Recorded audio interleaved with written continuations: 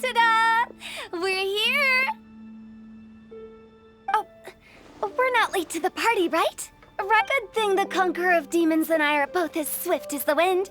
And whoosh, we made it just in time.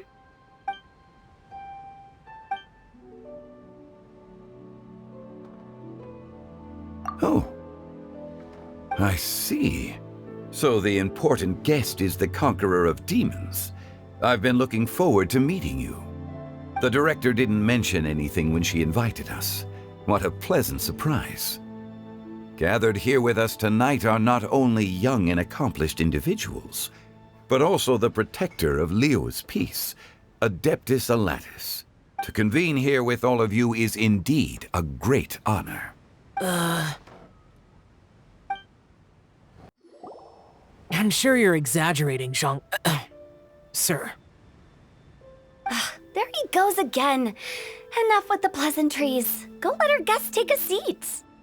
Everyone here today is well known in their own field and has probably heard about one another to some extent. Some of us are even old acquaintances, so there's no need to be this formal. I heard that the Conqueror of Demons and the Traveler are pretty close, no? Adeptus Xiao, mighty Conqueror of Demons, please accept Paimon's greetings too. Belated Happy Lanternrite. Paimon tried very hard to look for a fancy word, okay? Don't be too harsh on Paimon! Right! Wait, what?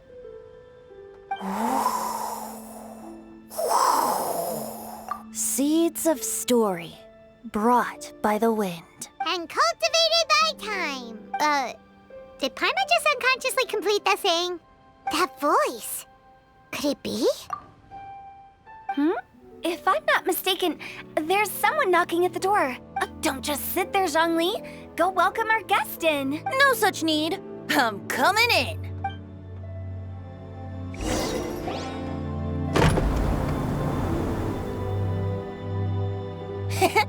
You finally let me in. Hello, hello. No matter if we've met before or not, this moment marks a brand new encounter. Old friends and new, happy lanternrite. Oh, it's the tone-deaf bard. Venti, you're being too humble. Considering your poetic talent, your fundamentals are way more impressive. Could this new guest be Master Xingqiu's friend?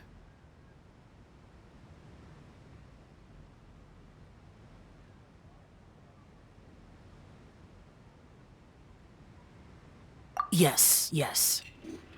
Monsters become more active than usual as we get closer to Lanternrite. I was patrolling Dihua Marsh a few days ago, when I happened to run into this... You've already forgotten? I'm a bard, remember? And bards go around singing wherever they like. Oh, right. And this bard was performing in Dihua Marsh. It was a moving melody, and it made me feel relaxed and at ease. I couldn't help but stay and listen. Thank you for your patronage. I understand now, too. I'm Zhongli, currently working at the Wangsheng Funeral Parlor. It's a pleasure to meet you, new friend. From the sophisticated way he speaks, it's hard not to suspect that he could very well be an Adeptus in disguise. Xiao, you're an Adeptus. Do you think it might be possible? Sorry. I'm only good at conquering demons. I'm afraid I don't have much knowledge in that matter. Really? But Paimon thinks you're super knowledgeable. Huh? Oh, right! Xiao's a warrior. He doesn't come to the city very often, so it's, pretty normal for him to not know anything. Yeah. Really? I've actually heard a few things about Mr. Zhongli before. The guests in the tavern talked about this refined and courteous man who, instead of having wine at Mondstadt's finest tavern, ordered a cup of hot tea with the most complex name. Now that you mention it, I seem to recall that there indeed is a musician like yourself in Mondstadt. I've heard that he's elegant and amiable, his works witty and vibrant. It's no overstatement to regard him as the best bard in Mondstadt. Now you're making me embarrassed. You have great taste, Venti. I was right about you. Let's shake hands. Of course, of course. By the way, I was watching as you entered Xinyue kiosk, but no one seemed to notice me. Should I say that it's because I'm an expert in hiding, or that a certain someone deliberately ignored the sound of the wind? Whenever lanternrite comes around, Liyue Harbor becomes bustling with activity.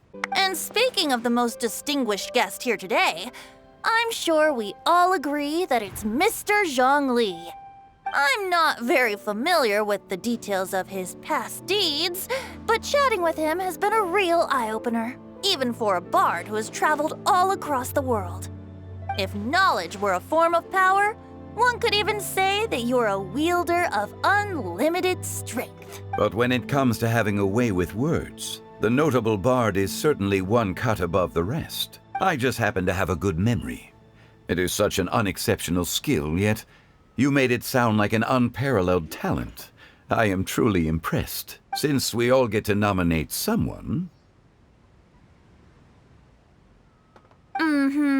I think it's only fair that we let the parlor director light the incense. Huh? That won't do. Don't flatter me just because I'm your boss. We are looking for the most distinguished guest here. As the host, I shouldn't be involved in this discussion at all. Now that we've enjoyed this table full of delicacies, how about we let our one and only chef here do the honors? Is this really the way this works? I didn't cook any of these dishes.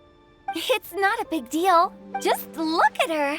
Xiangling, the disciple of an adeptus, the stove god's best companion, the winner of the Masterful Chef's competition. The only heir of the famous One Mean restaurant. A good old friend of mine. There's no better choice. Why does Paimon feel like we're back at square one again? Please stop! You're making me embarrassed. If we're looking for a distinguished guest, surely the second son of the Feiyun Commerce Guild counts. It's one of the largest commerce guilds in Liyue Harbor. Huh? Don't get me involved in this. Ooh, not a bad choice. With the Commerce Guild's young master lighting the incense, we're all sure to make a huge sum of mora in the new year. That's not how it works. Making a fortune is indeed a fine wish, but it's of lesser importance than good health and happiness. Which means we should choose Chongyun, the skilled exorcist who keeps everyone's home safe from evil spirits. Huh? Now you're nominating me? I can't be the one when we have the Conqueror of Demons right here. Adeptus Xiao has the most seniority among everyone here today. We should... I refuse.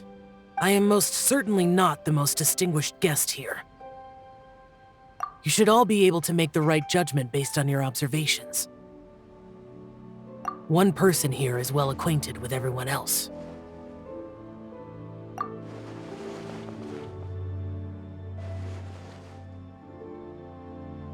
Oh, that's right! Even though you're always mocking Paimon, you're still pretty popular with other people. No, wait! Paimon said she wouldn't talk to you again. Huh? Who else is there? Huh?